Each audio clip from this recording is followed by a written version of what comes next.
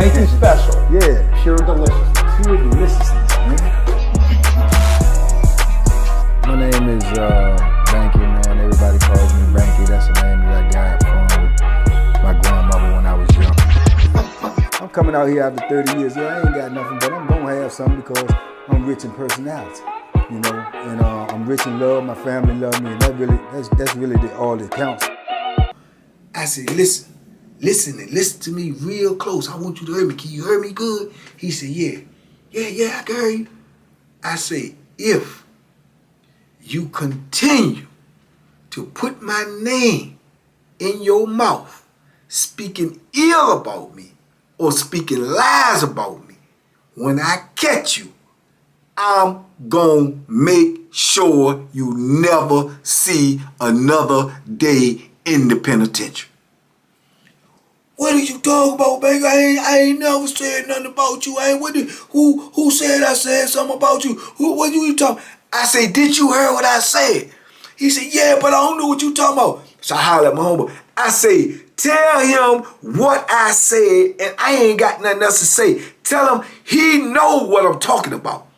He know exactly what I'm talking about. And also tell him if he go back and say something to anybody that he said something to me about, that like I pulled up on him, I'm gonna find a way to get over there and do what I just told him I'm gonna do. Man, he was over there going, man, I ain't said nothing about that, man, you know. And my homeboy ain't playing no game. He said, look, you know, if you pull up on somebody and say, you know what you did. And if you do it again, if he tell me to do it, I'm going to take care of you, man. Straight up. And if you go pull up on whoever you said something to, my man, about, I'm going to take care of you, bro. Straight. I ain't do nothing, man. That's my word. I ain't never, man. Why people putting my name and stuff, man? I ain't do nothing, man. Y'all got me all twisted up. But you know what you did. Now, I know in his mind, unless he just been slaying my name to all types of stuff, he know where it came from, but he has no idea how could he get back to me.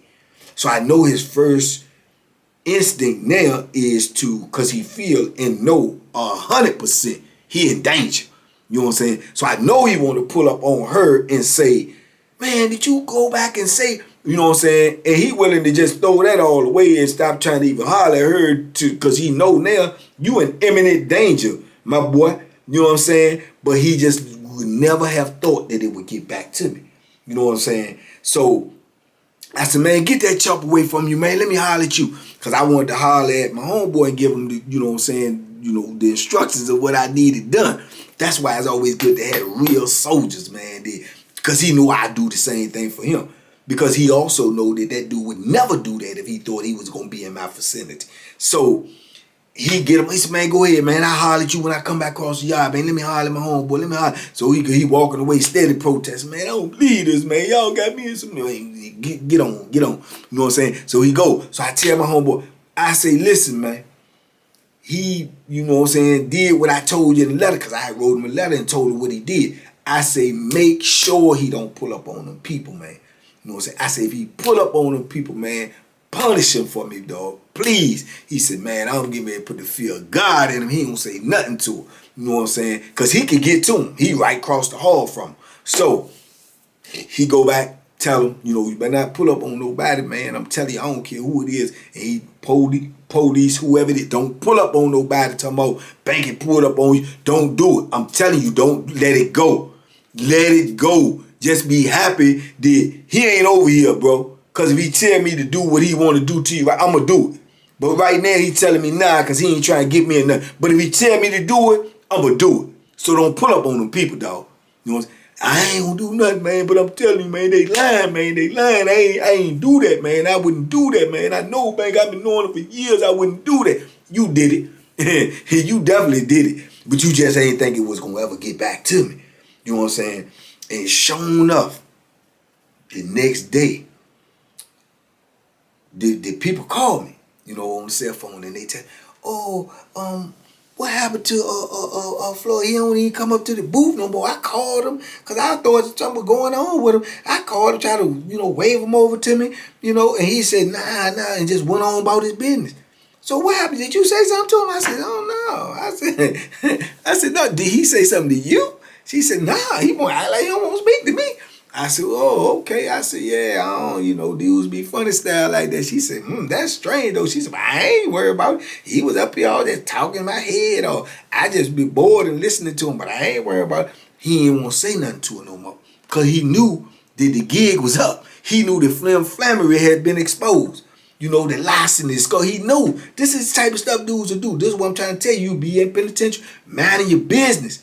And people will put you in a situation where, man, you can get a gazillion years. Cause if he would have been around me and did something like that, man, I would have, man, a fit of rage ain't no telling what I would have did to him, man.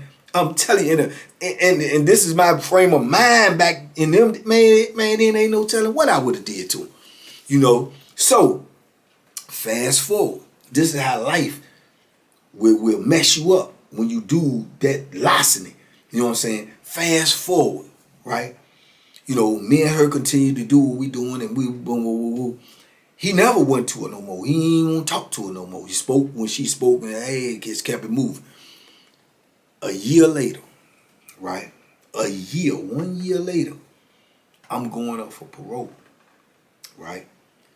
And when you go up for parole, even on a big institution like this, a parole examiner comes. So whoever go up in that quarter, when that parole examiner come, he might get everybody supposed to go in that quarter because he got to come to the penitentiary when they doing, face-to-face, interviews. So whoever go up in that quarter got to, be all, let's go. There might be 6, 7, 8, 9 dudes sitting right there waiting, and you go in one at a time and interview. Now, mind you, if you're on a different institution, on a different side, and the examiner is on this side, wherever he at, that's where everybody else gonna come to. Even if you're in a different cluster, they gonna call you and tell you this where you gotta be at this time because you gotta be examined, going for parole. Woo, Lord, lo and behold, I'm just thinking about this stuff now, man. So they called me. So I'm going over there to go up for parole to administration building, but this is my side where I'm at. So as I'm with my pass and I'm going through these gates and they opening the gate and hit the button. Who you? I'm says I'm going out for parole. I come in and say they have a seat. I go in. So when I go in, we in the administration building there. This is where all the big hats, the wards, everybody at. We in the administration building. When I walk in there, it's 6 people in there, right? And they say 2 more is coming, so it's gonna be 8 of us all together. So I walk in, give them my pass, I go sit down. I'm sitting there, right? Minding my business, basically know all these dudes because whoever going out for parole already been locked up a long time. The other dudes ain't eligible for parole. So I, kicking it with a couple of dudes that I do know, personally, other ones I just know by name or face or whatever. And lo and behold, had come one dude. Another dude come in, right? Come in and get the pass. Last dude come in. Guess who it is? Yeah, him. So I look up. Eyes got big as dough. And my heart literally started jumping out my chest, man.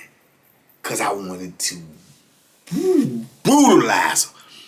In the administration building, going up for parole, trying to get freedom, but I see this larceny-hearted lion chump in it, man.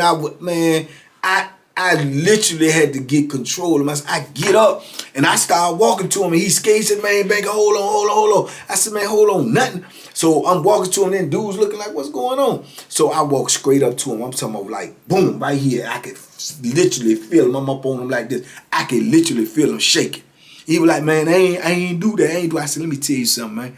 I said, I swear to God, if I won't go enough for paper right now, man, I would crush you. Because I know you did it. I did. You did it. I know you did it. You know what I'm saying? He said, I did, man. Who said I did? I said, man, listen, man. Don't play with me, man. He said, I wouldn't play with you, but I said, don't play with me. I'm telling you, dog, don't play with me. I said, I swear to, man, I said, dog, you lucky, man. Go sit down, mind your business. I'm letting you know right now, if I run into you in any other setting besides in here, I'm going to hurt you, man. I'm gonna hurt you because I know you did. And I did, man. I'm through with it. I go sit down. I'm literally shaking, man. I want this cat so bad. I'm like, I can't sit still. He sitting over there. He nervous, pervous. I'm mad as I don't know what, but I'm gotta eat it. That's the delusion that you got in your head too, that you will make parole. I'm thinking I got a shot. I got a real shot. I ain't had a shot in the world. I didn't make parole for like 15, 16 years later. But in your mind, this is what you thinking. I'm gonna blow this, I'm gonna blow that. But that's just God working for you, man, because I wanted to hurt him so bad, man. And doing that in the administration, going up for parole, with the parole examiner in there, man, I probably wouldn't even be out now. You know what I'm saying? Because the disturbance would have made them stop everything, and the parole examiner would have been like, what happened? And then your name come up and you fighting out here while you waiting to go up for parole. Man, they'd have gave that stuff to the parole people and they'd had that in their files. They probably, every time my name would have came up, they probably would say denied, denied, denied, denied, as if they won't say it anyway, but they probably would still be saying it, denied, denied. Oh, he got to fighting over there when he was going up for parole. He don't care nothing about freedom. That's what saved him, man. That's what saved him, because I want, man, you gonna tell all them lies on me and talk about me like that, man, and then, man, whew, that was a hard one, TBP, to swallow. I'm trying to tell you. That was a hard one, man, because he's soft as cotton candy. And you over there talking about me like I'm soft as cotton candy. Man, woo, he'd have been in the upper room right now, I'm telling you right now, at a Tupac concert. Yeah, and no disrespect to Pac, that's my dude. If I was up in the upper room, I want to go to a Pac concert.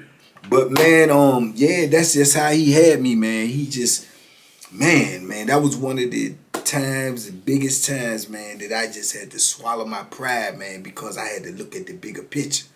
But man, I wanted to hurt him some type of bad, man. I really did, because he had no reason to do that. He had no reason to do that besides his own selfishness and his own agenda to try to get what he wanted to get. He would slander my name, and he would, you know, and you got to hold your reputation in prison. You know, you lose your reputation, you lose your life. There is no convict or inmate would believe none of that foolishness he's saying, because they know me and they would probably check him or come straight to me. But when you put that in the police ear, a CO ear or something, you paint a narrative of me that's not true. And for what? For your own agenda. Man, I wanted to give him the business. I ain't gonna tell you no lie. But in retrospect, it's one of the best decisions that I ever made, because like I said, it ain't no telling. I might not even be out here today. You know, he's sitting there at the end of the benches moping, and he nervous, and he, man, I ain't doing that. And then he more so less mumbling and stuff. Oh, man, dudes believe the police over convicts. You ain't even no convict, first of all. You's an inmate. You been locked up a long time, but you got the rules missing.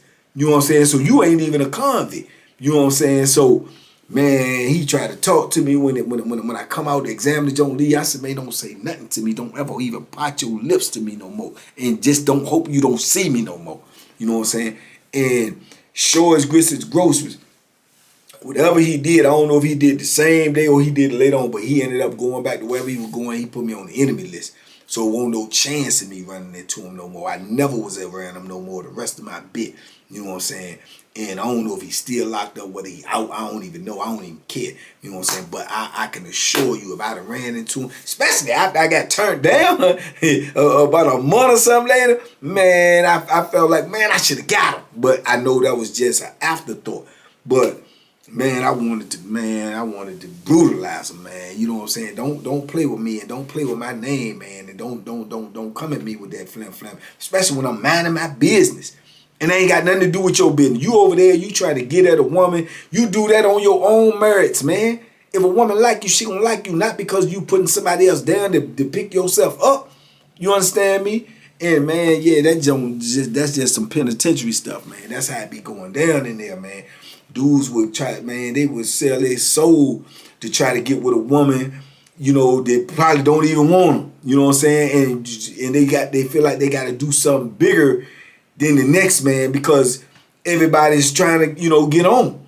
So, you know, this is what he did. This is what he thought was a good solution. But it was only because, too, and I don't let that get past, she bought my name up. She should have never bought my name up. And I told her that, and that never happened again. But I said, don't never bring my name up to know, you know what I'm saying? These dudes got better insight than you think they do. Because just by you bringing my name up, they know that I'm in this equation somehow. Don't even do that. But that gave him the reasoning to do what he did, because he felt like she had some type of connection or affection for me, and he wanted to kill that to try to get that affection and connection on himself. You understand me? Even at the cost or the risk of his own, survival. cause that's what he was dealing with, man. Talking about me like that, man. I was gone, man. I was gone. But yeah, he's a sucker. And I say that 100% because he's a sucker. You know what I'm saying? And I'm glad I ain't running into him no more, because I don't need that trouble.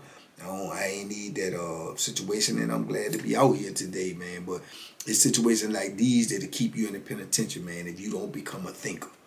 If you don't become a critical thinker, and you don't become a situational thinker where you can think your way through situations instead of just acting out, man. If you don't come to the conclusion in your life when you get to that point, you will forever be setting yourself back. No matter how far you go, if something can just set you back just like that, it's like the journey that you went and the steps that you took to progress and to try to, do something, it'll push you right back to where you started at and yet start all over again. And it's easier. It only takes a moment to back up. It may take months and years to go forward. You understand? So, that's the, I can say it's a blessing in every lesson. That's the blessing, man. You know what I'm saying? Like I say, man, it may take you weeks, months, and years to advance, but only seconds to back yourself up right where you started from. And sometimes even, further than that. So, man, I look back and I was glad that it went the way it did, even though at that time I didn't feel like that. You know what I'm saying? I had a healthy rage to hurt him. You know what I'm saying? Because I felt like he deserved it. And I really do believed he deserved it. And I think I would have felt good about giving him what he deserved. But, God had other plans, man. And I'm satisfied with the results, man. But yeah, man, that's the type of stuff them chumps be doing in there, man. They slick, man. They slick. And just like they do that, that's how they lie on you and get you locked up, or, they do all of that.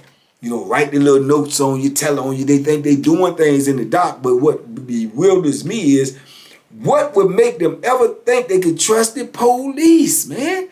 What makes you think you could ever trust the COs with information, and these is the people that keep you in here? These is the people that shake you down. These is the people who put the handcuffs on you. These is the people that lock you behind these doors. What would make you think you could trust them? I never understood that. I never understood that, man. But that's who they try to tell all their secrets to. That's who they tell stuff to and think they're going to get something out of it, or think that they're going to be the people going to show them more favor or something. Man, that's asinine, man. It's crazy. I don't get it, but I can't put myself in the frame of mind of a sucker. You know what I'm saying? So I don't know how they think. You know what I'm saying? But however they thinking, it's just crazy to me, man. But yeah, man, he got away though. You got away. But karma probably got you. Karma probably got you, because karma is undefeated, man. It's undefeated. So yeah, man, but I just wanted to share that story with y'all, man, to just let y'all know some of the flammery, skullduggery, and the larceny that be going on in prison, man. This is not exclusive just to me. I'm sure it didn't happen to many cats, man. And but this is what they do. This is exactly what they do. And I had a couple of other situations like this over the years, not to this extreme, but close, but a couple of them. But anyway, man, I just wanted to share that with y'all, TBP, man. Like I say, man, it's a lesson. It's a blessing in every lesson, man. And the blessing is, man, that I have matured enough, somewhat, that I didn't just do what I thought. I thought about what I would have did and what it would have cost me. And that right there might have saved me some years in the penitentiary, man. So, you know, you got to, you know, think about what you do, man. Do not do what you think, man. Think about it. Think about the consequences. Think about the repercussions, you know. And if you do that, man, more than often, man, things will work out the way they're supposed to work out. So, anyway, man, I just wanted to drop that on y'all. Y'all let me know what y'all think in the comments, man. Floyd, you a sucker. if you ever heard it, you's a sucker, you know, to the 10th power. Yeah, y'all be safe out there, man. Be smart, make good decisions, man. Y'all know I'll be back in 24 hours, man. I'm like clockwork. Boom, boom, boom, boom, boom. Duck them hooks, man. Boom, boom, boom. And them bammers, because they out there and they will slander your name for the come up. Bang!